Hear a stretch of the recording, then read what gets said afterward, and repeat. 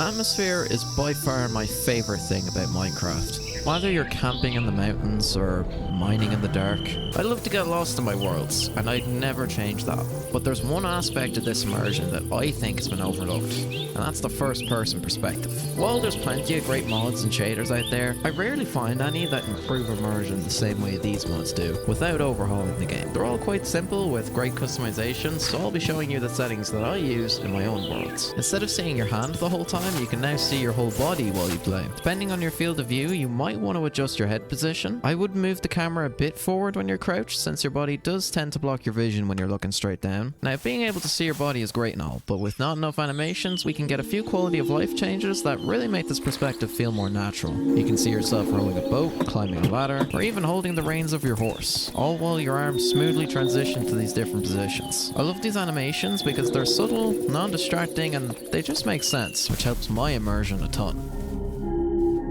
And with fresh moves, we get a nice revamped walk and idle. Hey Tim, I'll just have the usual.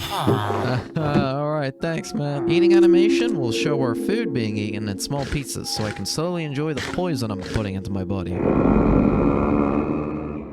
Everything's gone horribly wrong. These next two mods complement each other really nicely, and that's camera overhaul and horizontal camera lag. Horizontal camera lag will create a slight delay between your camera and a horse when changing directions, which feels a lot more natural. Or a pig, I guess, if you're into that.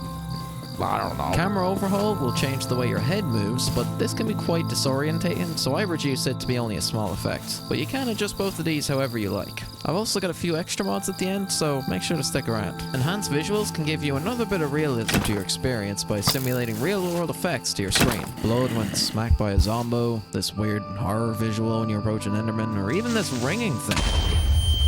But if I'm being honest, it has always annoyed me that you can't customize what parts of your screen are hidden when you hit F1. Like, sure, this looks cool, but what if you could actually play the game like this? Well, Auto HUD fixes this problem by dynamically hiding and revealing your HUD when you need it. For example, we can't see our health right now, but if I fall off this cliff like a goop, our hearts now appear. We can play around with these settings to make it look the way we want, which might look overwhelming, but all you need to know to start off is adjust this to set how long you want your HUD to appear for, set animation speed here, and I personally set my health and hunger to always show, since you don't want to wait to take damage before you find out how much health you're on.